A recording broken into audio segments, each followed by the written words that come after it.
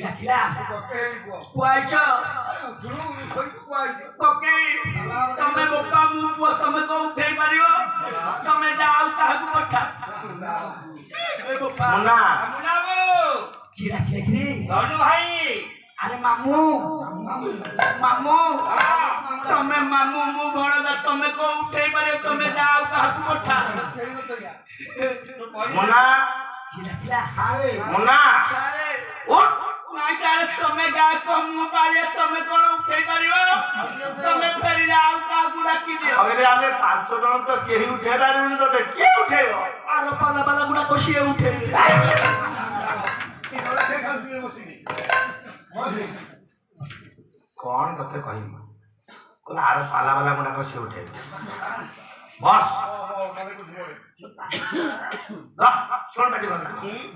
देवता माने भगवान नारायण को स्तुति करे भगवान नारायण देवता मान स्तुति आविर्भाव हेले पचारे बोले देवगण एते बड़ विपद पड़िलानी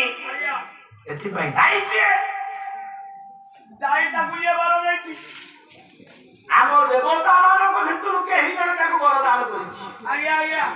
କିଏ ବର ଦେଇଛି? ନମସ୍ତେ ମୂର୍ତ୍ତାୟ ତୁଭ୍ୟଂ।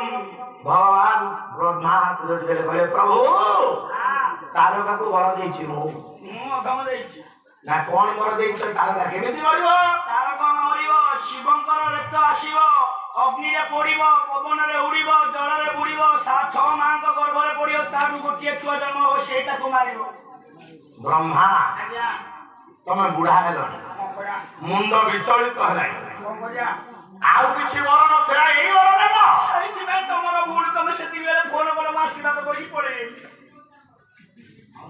ଆଚ୍ଛା ଆଚ୍ଛା ବ୍ରହ୍ମଦେବ, ଆଜ୍ଞା ଯଦି ଶିବଙ୍କ ପୁତ୍ର ହାତରେ ତାରକା ମରିବ, ଆଜ୍ଞା ସର୍ବପ୍ରଥମେ ଶିବଙ୍କର ବିବାହ ପାଇଁ କି ପ୍ରକାର ଆୟୋଜନ କରିଛନ୍ତି?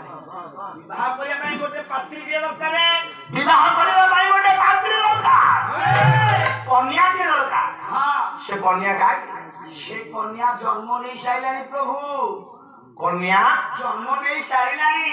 ଜନ୍ମ ନେଇ ସାରିଛି। ଆଜ୍ଞା କୋଉଠି ଜନ୍ମ ନେଇଛି? ତାହେଲେ କହୁଛି ଶୁଣ। ଭଗବାନ ବ୍ରହ୍ମା କହିଲେ ପ୍ରଭୁ କନ୍ୟା ଜନ୍ମ ନେଇ ସାରିଛି। କୋଉଠି? କୋଉଠି? ହଁ। ନା ଅସ୍ତି ଉତ୍ତରାସ୍ୟାଂ ଦିଶି ଦେବତା